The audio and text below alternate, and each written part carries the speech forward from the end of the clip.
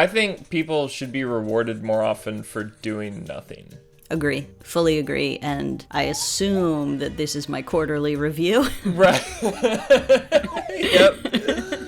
So welcome. I figure it'd be easier. You know, the animations will make some of the tougher news easier to swallow.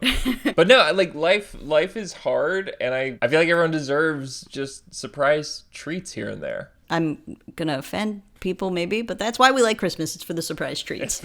And nothing else. Famously, nothing else. I think that's why I really enjoy penalties in sports, because ultimately, like, the way my brain interprets them is it is somebody getting rewarded for somebody else's fuck up. As a kid, they'd always be like, well, don't root for them to, like, foul out or something because it's unsportsmanlike. But, like, why not? That's a freebie for us. I'm not rooting for them to foul out. I'm rooting for myself to be a better rules follower than them. That's it, yeah. That's the same as rooting for myself to win, right, in general. But yeah, so, like, penalties, it's you did something bad, your opponent gets rewarded.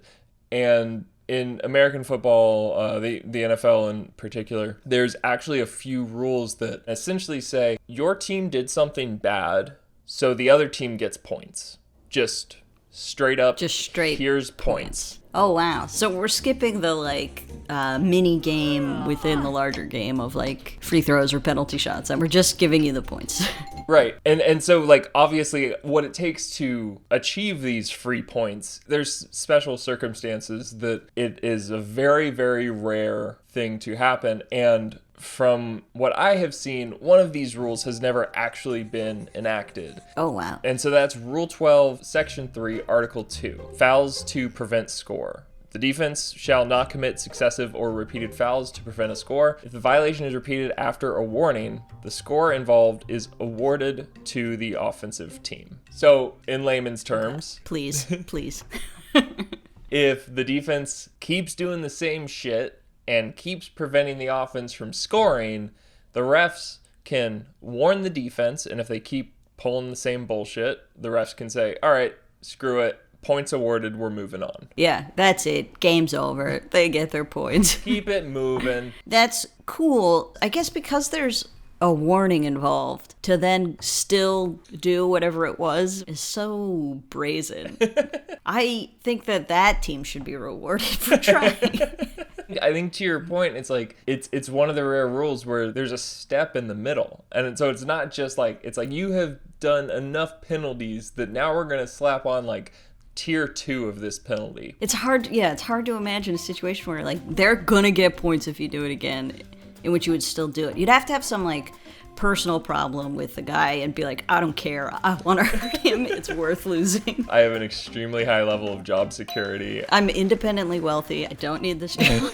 This is just for fun, like any sport should be. So, having said that, there is exactly one scenario that actually seems to fill this brief. Okay. As I mentioned, I don't think this rule has ever been enacted, but here is a time where it should have. It was 2018. Steelers are playing the Chargers. Tie game with 3 seconds left, and the Chargers have a 39-yard field goal attempt that would win the game. So the Steelers need a miracle, or they need to do a little bit of cheating that, in their defense, could ultimately work out. Because what they're doing is they just keep jumping offside. They are trying to time the snap, trying to get around the edge, trying to block the kick, and force this game into overtime. And so, from 39 yards out, attempt number 1, the Chargers field goal kicker misses it. Oh. But, like, half of the Steelers jump offside. Well, if one guy's gonna do it. Right. So, defensive penalty, untimed down, zeros on the clock, but the Chargers get another attempt, this time from 34 yards out. They get the block this time, so like it looks cool. Ooh. Steelers again jump offside to do so. Offsides works. Yeah, like you can start to see the logic and the problem-solving skills are paying off, but they have to go at it one more time, this time from 29 yards out. So you're just getting a little easier and easier, but like ultimately going from 39 yards to 29 yards, professional kicker, they should be fine. So, on attempt number 3, Artie Burns of the Steelers gets such a good jump offside that he is diving past the ball. Oh. If he had wanted to just take the ball out of the holder's hands, I think he had time to do that. It goes in, game's over. Like I said, this rule did not come into play, but the next day, like some of the rule aficionado talking heads at Fox, they were doing a chat where they were like, after the second one of these, the refs could have gone over to the Steelers and just been like, yo, heads up, here's your warning.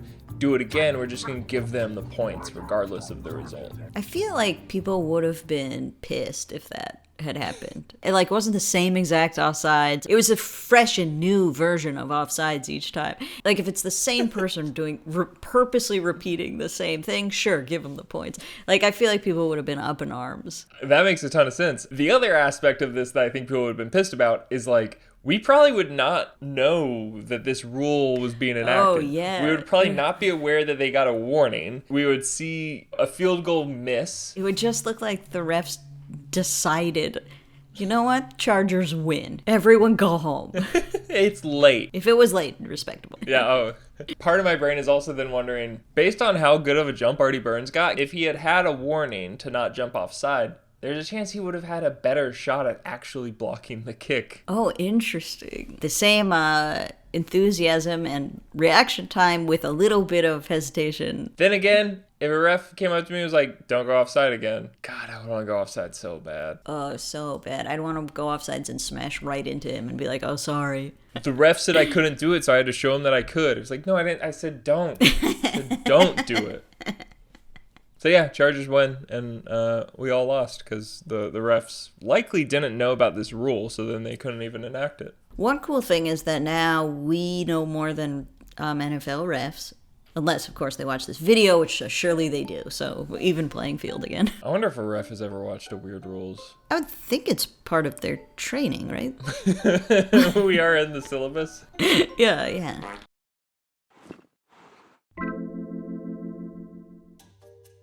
Real quick, I've got one favor to ask of you, and I know I've leaned on you for a lot, but I swear this will definitely be probably one of the last times. If you can go right now and download the DraftKings Sportsbook app, use promo code SECRETBASE, that would not just mean the world to me, but it, I guess, could change your world. So I'm not going to say you owe me one, but we're pretty much even at this point. This video is brought to you by DraftKings Sportsbook, and they've constantly got promotions going. Like right now, if you bet just $5 on any basketball team, if they win, then you get $150 in free bets. Boom, that's it. Then you can take all that and smash some same-game parlays or whatever action floats your boat. And if at that point you find yourself saying, hey, I should really go and thank Will, it's not necessary. It's appreciated. It's not necessary, though. Anyways, that's all I'm asking of you. Download the DraftKings Sportsbook app now. Use promo code SECRETBASE. Bet just $5 on any pro basketball team and get $150 in free bets if they win. That's promo code SECRETBASE at DraftKings Sportsbook. And if you want to watch any of our other videos, I'm not going to stop you.